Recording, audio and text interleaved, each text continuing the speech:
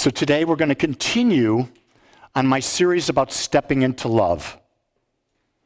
And this is, for me, this is the most important series I've ever done because I truly believe that if we stepped into this idea of love, the world would be a different place.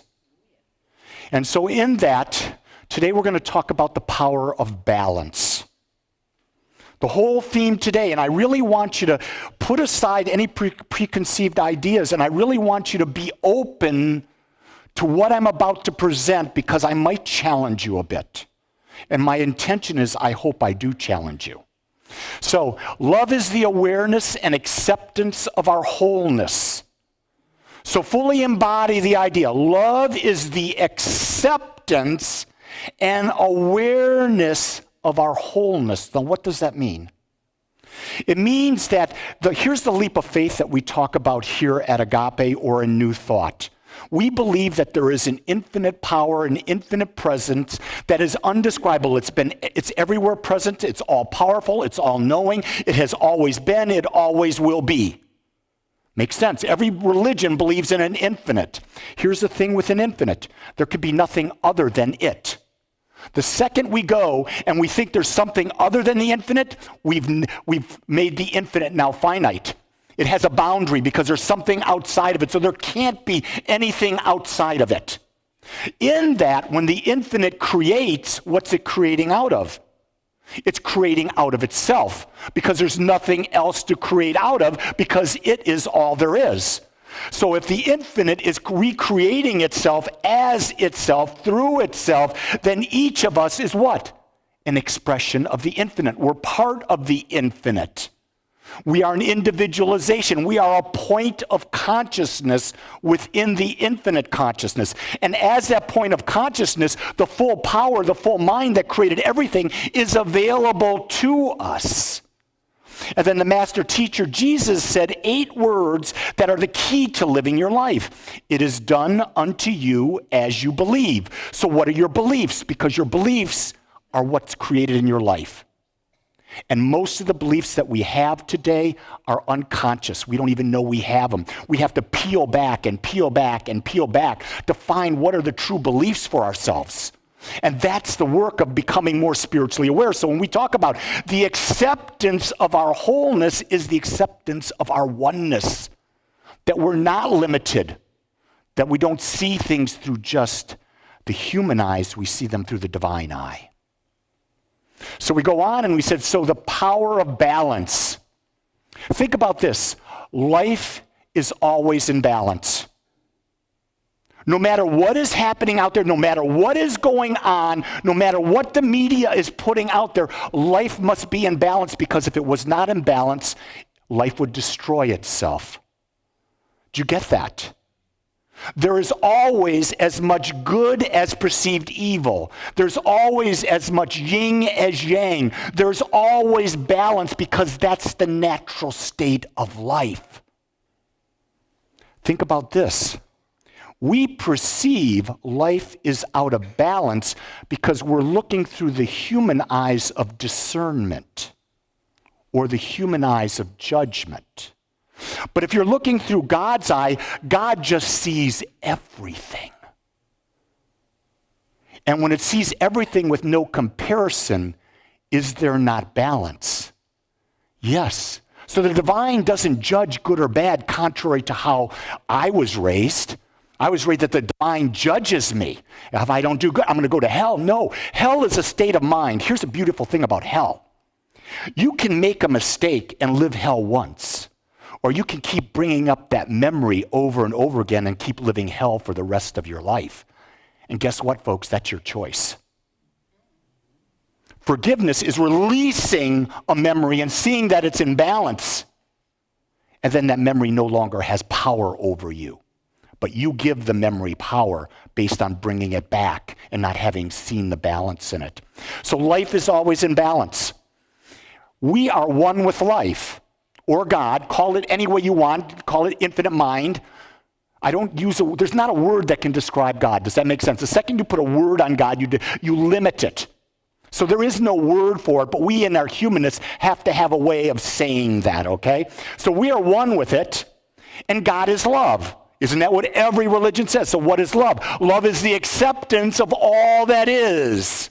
Right? We go back up. Love is the acceptance of all that is. Therefore, love must be balance. Do you see how this comes around? So if you say you love someone, like I say, I love my wife, I see all sides of her and I accept them as they are. When I look at my son, I see all sides of my sons and I accept them as they are. I accept all sides of my granddaughter. I accept all sides of you. Love is not a romantic thing. Get rid of that notion. Love is the ability to be in balance in your life with life. Do you hear that? Love is about being balanced with life in your life. And you cannot care about the balance in another person's life because you have no power to shift where they are. Remember, everyone is an individualization of the one. Therefore, the same power that exists in one exists in all. And people will use that power when their consciousness is open and ready to do that, and not before. And you can't make them get it quicker.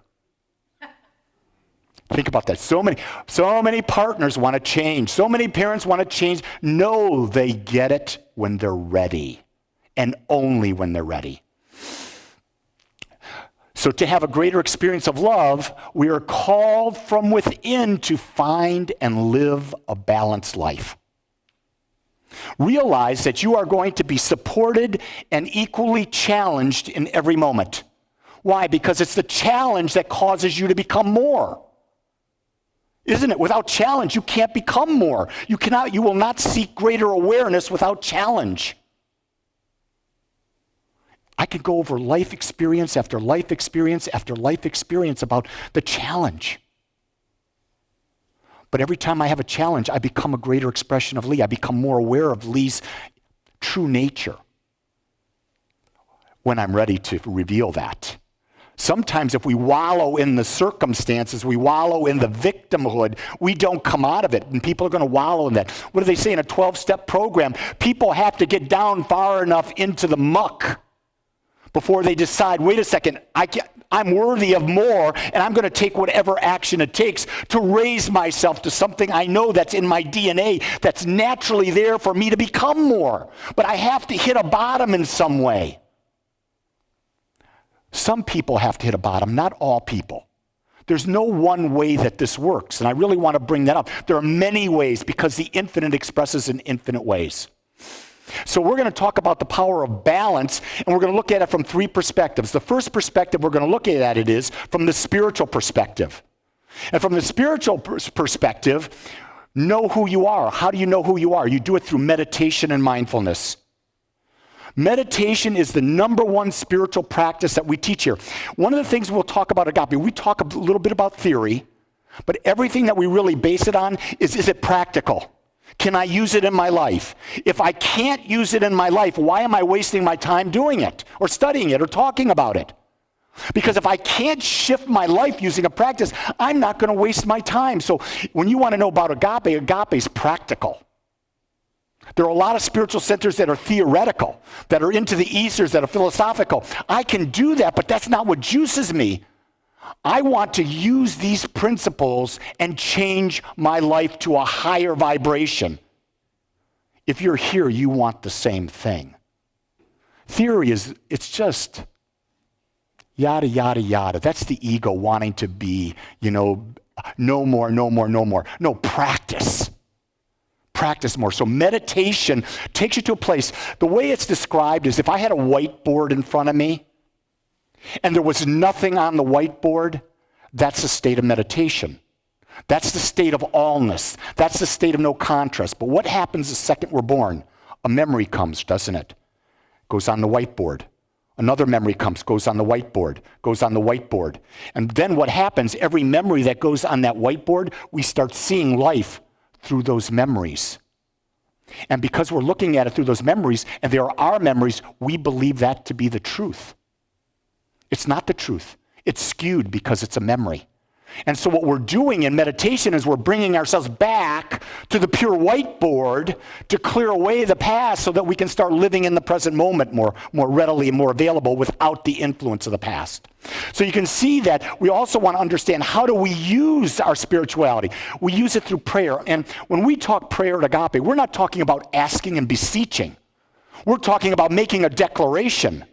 When I do spiritual mind treatment, or Gene does spiritual mind treatment, those are our two practitioners, they declare their oneness with God, that I am an individualization of the one, and then I make a declaration that my body lives and breathes in a state of perfect homeostasis, and I experience perfect health and well-being. I'm not acknowledging sickness even exists, because I know that where I put my mind with belief, conviction, and emotion, I create that experience. So I'm going to consciously use my mind to create what I desire in my life. And today is no better time to do that. Abundance is not about your 401k. It's not about the stock market. Abundance is a state of mind that you realize that everything you desire is available to you at any moment. And when you step into that, you will have that experience. People who become millionaires don't become millionaires because of what they do. They become millionaires because of who they are. It's a state of consciousness. Listen to a millionaire talk. They'll say to you over and over and over again, I had $1 million, I lost it. I had $1 million, I lost it. Why do they keep getting $1 million? Or more? Because they've got the consciousness of it. Same thing, do you have the consciousness of health? Do you have the consciousness of a loving and caring and nurturing relationship?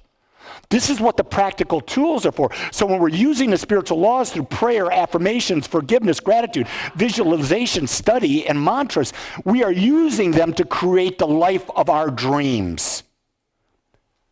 Not someone else's dreams. Our dream. And that dream is individual to each person. Do you get that? So a lot of times we say, don't tell your dream to anyone else, because other people want you to have their dream. In couples, this is my favorite one. We have a dream that we will do this. One person will be saying, the other person's face goes, because they have a different dream.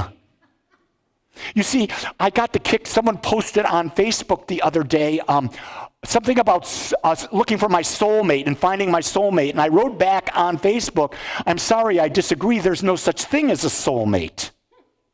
Because if you break it down and you look at what is the soul is that aspect of the divine that you are that is whole and perfect already. The soul needs nothing. It's complete as it is. What we're seeking is a person in life to go down the journey with us. The human part of us needs that. The soul doesn't need anything. Did you get that? This whole soulmate thing, I just laugh. Because I realize what we're establishing codependent souls. Can you imagine souls that are codependent? It's humans that are codependent, not the soul. The soul understands its oneness and its completeness as it is. So you can see we've got the spiritual side. Let's go to the mental side. The mental side is real important because we are here in human form to experience more of life. So the key thing is, you got to know what your top values are. Everyone has a hierarchy of values. If you've been coming to Agape for a while, you know I talk about this all the time. The hierarchy of values, our top 5 values, tell us what's important to us, what makes us unique, and in that we start living to those values. And from those values comes our life purpose. My life purpose is to teach and support how to better self-love through conscious living throughout the entire world. It's not just here. It's a worldwide consciousness that I'm creating. And that is happening now because the presence of Agape is so much more out in the world than it is in this room because of the modern technology. Technology is absolutely incredible.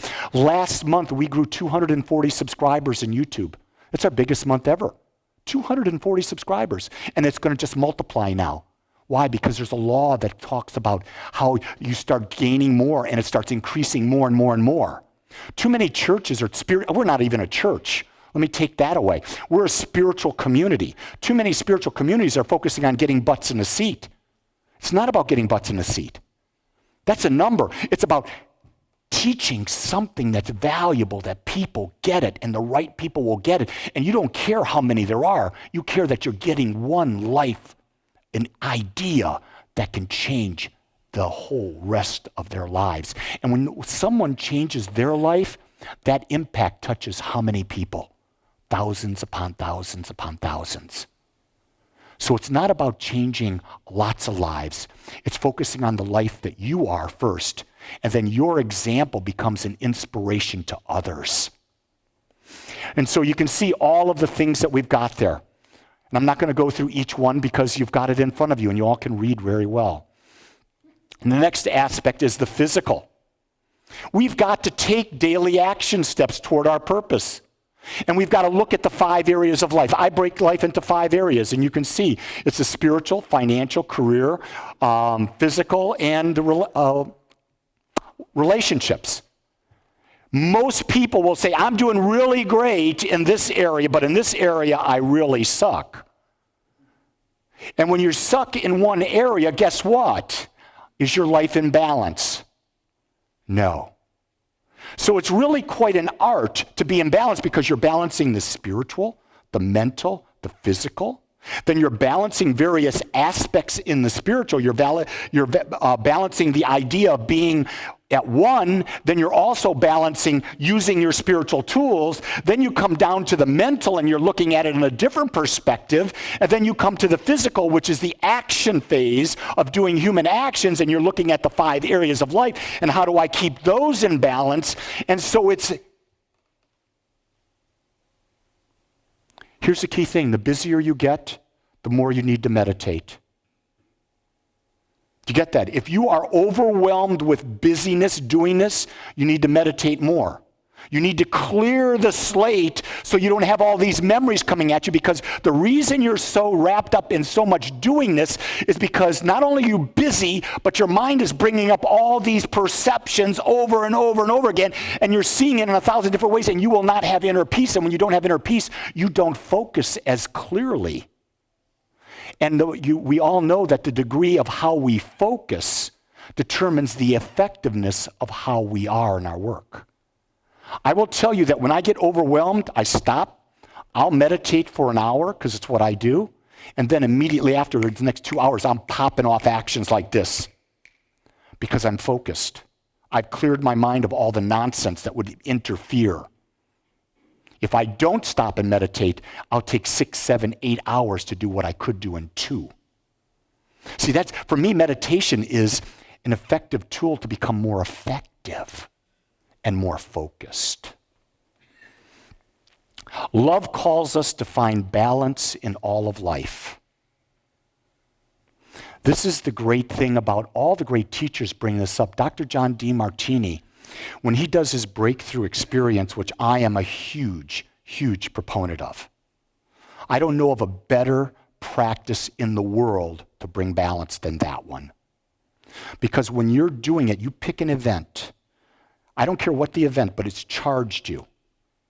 I mean, it's gnawing at you. It could be you were raped. It could be that someone abused you in a certain way. It could be you got fired from this. It could be your parents were beating you. It doesn't matter what the event is. And when you're done looking at that event after that first day, you're in gratitude for that event. Because now you can see how much good came out of it, not just the bad. Because no matter what the situation is that you experience, there must be good, because life must be in balance. And no matter what you say about that person, that they did this to me, in some way in your life, you did it to someone else. Maybe not with the same action, but the same basic emotional hurt. And you've got to be able to say, okay, I own that quality as well. And here's the bad that came out of it. Okay, now what's the good that came out of it as well? So what are you doing? You're looking at an event in your life and you're bringing it back into balance. And at the end of that night, it'll be 1, 2 in the morning. You'll go around the room and I'll pick someone that represents the person that I did the work on.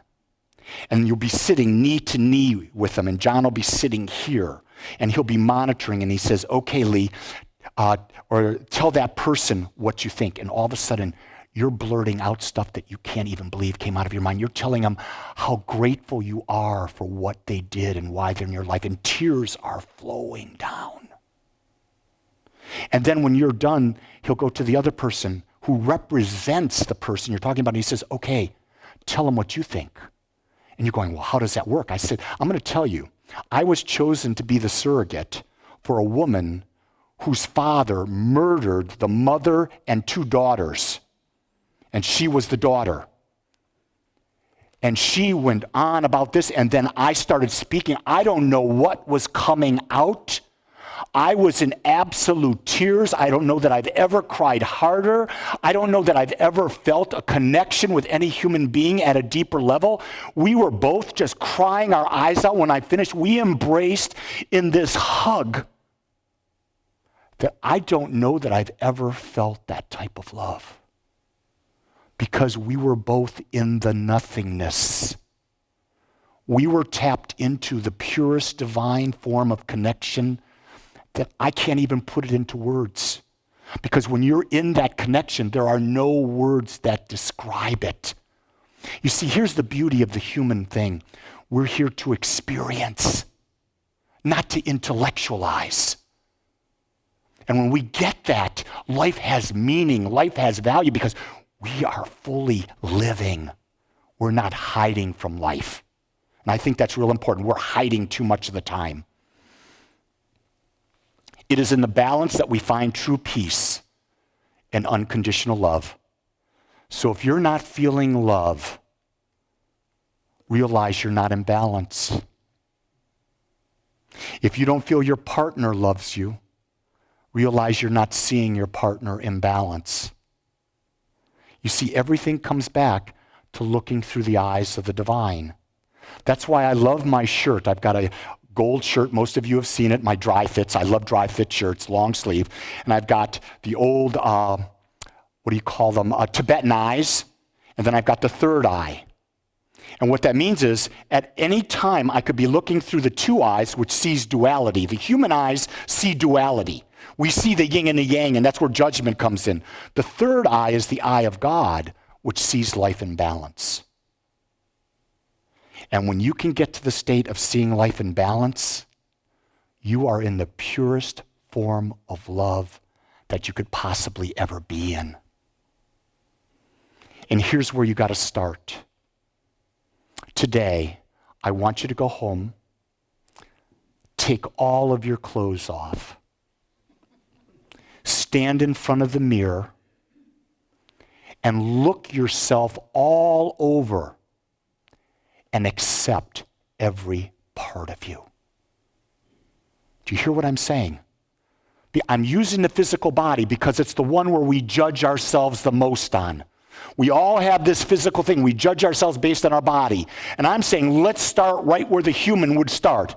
Look at the body, no matter what it looks like, and embrace it and say, I accept you as you are. It doesn't mean you have to keep that body forever. You can change that body if you want. But in the moment, you've got to accept it as it is, because until you do, you're going to judge yourself, and you can't possibly then go out and love someone else.